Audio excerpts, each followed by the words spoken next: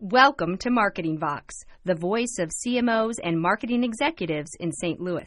I'm Angie Loyne. In today's podcast, Football Marketing Plays, we sit down with Bob Reif, EVP Sales and Marketing and CMO of the St. Louis Rams, along with Adam Jacobs, the VP of Marketing. This podcast is part 2 of Football Marketing Plays with the Rams. How would you break up your demographics? And we have one of the widest spectrum of demographic of any product that you can sell. So, for example, as we look to attract young fans, we have a kids club that we formed last year. We're actually creating for the first time a mascot program in St. Louis. So we're going to launch that in 2010. And those programs obviously attract, and they also align with some of the initiatives of the NFL, whether it be Play 60, in youth fitness, and so that's a big focus. Then you range up to maybe some of our older fans, and they're certainly more traditional. They consume their media. That's why TV is and print is such a large play here in St. Louis. And so then you have to tailor your messaging and tailor your content to them. Which does this all depend on the specific sort of celebrity players and how well you do on game day? The league is about impact players. There's no doubt about it. I mean, you look in markets like Indianapolis. Indianapolis was not a blip on anyone's radar until Peyton Manning became the most popular player in the NFL and a great performer. So it is absolutely about impact players. It's also, though, for us about building a winning organization for the long term, where you can plug people into positions so that the organization, the system works no matter who's there. Because the lifespan of a lot of our players is not going to be 10, 12 years. Sometimes it's 4 years.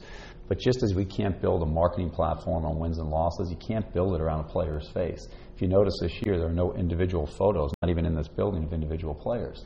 It's all about team. For us, I think you can learn valuable lessons if you look at other markets and you see some teams, whether they be in the NFL or other leagues, that rely on maybe an individual player to kind of carry the momentum for an advertising campaign.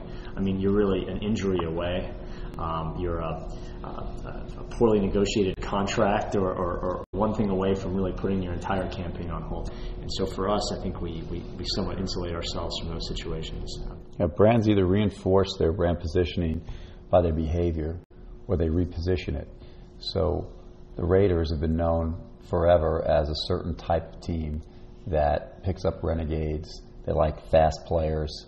So that's what they do. They continually choose players that fit into their culture. We're trying to change that right now, where it's all about the team players, and it is hard-nosed football. It's you win it by protecting the quarterback and running the football on offense, and on defense by pressuring the quarterback and stopping the run.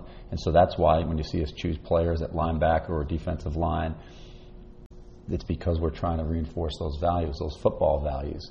And that makes it pretty clear for players when they're choosing where to play, too, and what we're trying to attract. So a lot of the team's actual strategies for how they play the game becomes part of the brand equity of the team? Absolutely. I mean, remember the greatest show on turf?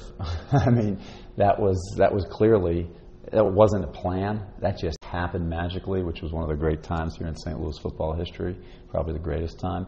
But when they realized they had something in the quarterback and some receivers, they kept drafting people. It was not a defensive-focused team. It was an offensive-focused team. We're looking to be a much more balanced team on both sides of the ball now because when those days are gone, if you're just building around the players, you're going to have some pretty lean years, as you've seen here. How do you measure the love?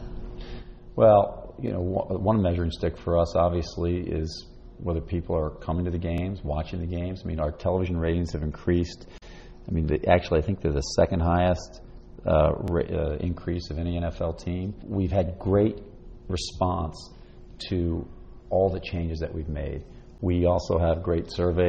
We created a customer fan comment line for experience at the Dome. We made about $24 million in improvements to the Dome this year using the city's money, but we directed how that would be spent.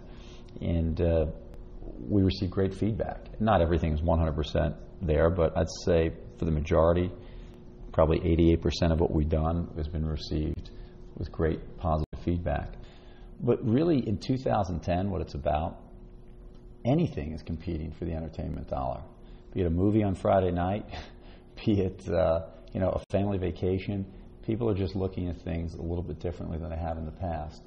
And that's why it's incumbent upon us to demonstrate that we have such a great value for a product. We haven't raised season ticket prices or ticket prices in a few years, only in certain locations where we made the improvements to the dome. We are working hard to change the product so that when people come out, it's worth a 3-hour investment to come out to the game, because they have an HD video board. They have new public spaces where they can watch the NFL Sunday Ticket and watch the other games. We're making big investments, and it's not just little add-ons with tchotchkes. It's real significant value so that there's buy-in. For all the news about the St. Louis Marcom industry, go to adsaint.com. In the meantime, follow us on Twitter at AdSaintSTL and become an AdSaint Facebook fan.